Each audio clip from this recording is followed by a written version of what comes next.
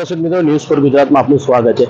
અમદાવાદના વસ્ત્રાલમાં જે અસામાજિક તત્વો દ્વારા જે આતંક મચાવવામાં આવ્યો હતો અને રોડને બાનમાં લેવામાં આવ્યો હતો, ત્યારબાદ અમદાવાદ અસામાજિક તત્વો છે જે પણ બુટલેગરો છે જેમના ત્યાં ગેરકાયદેસર બાંધકામ કરવામાં આવ્યું છે તેમની ઉપર દાદાનો હથોડો ફરી વળશે અને દાદાનો બુલડોઝર પણ ફરી વળશે.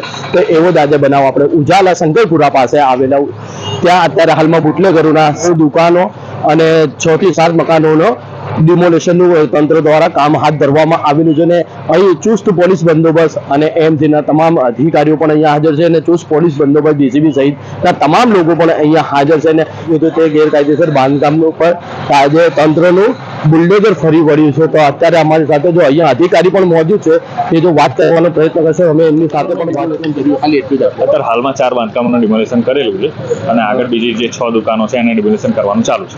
કેટલા વર્ષથી આ ગેરકાયદેસર તરીકે અહીંયા આ લોકો સરકારી જગ્યામાં છે અને ઘણા વર્ષોથી હતા અને એને કાઢવા માટેની અત્યારે મામલતદાર સાહેબ જોડે અને પોલીસ સાથે સંકલનમાં કામ ચાલુ છે.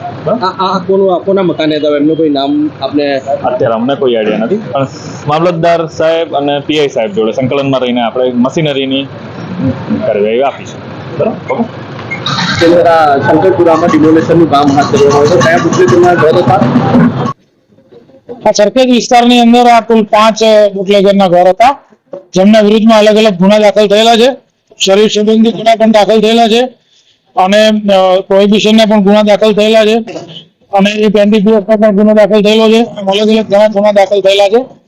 એટલે અમને આઈડેન્ટિફાય કરી અને સરકારી રેકોર્ડ પર અમને જે મિશન છે તેની ખરાઈ કરી અને મામલતદાર શ્રી વેજલપુરની કચેરીમાં તેમજ એએમસીમાં તપાસ કરતા ધ્યાને આવ્યું કે આ સરકારી માલિકીની જગ્યા છે.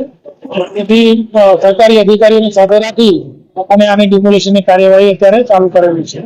આના સિવાય પણ હજી બીજા લિસ્ટો આવવાના બાકી છે સરખેજ વિસ્તારમાં એવા બુટલેગરો?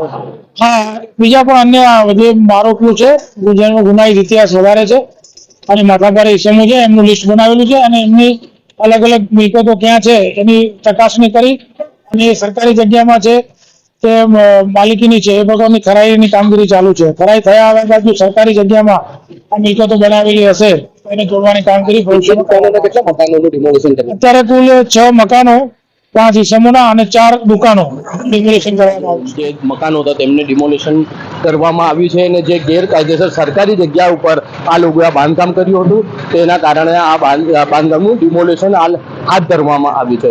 કેમેરામેન ઇલિયાસ ગાંધી સાથે news for Gujarat, Sharif Ganchi, Ahmedabad.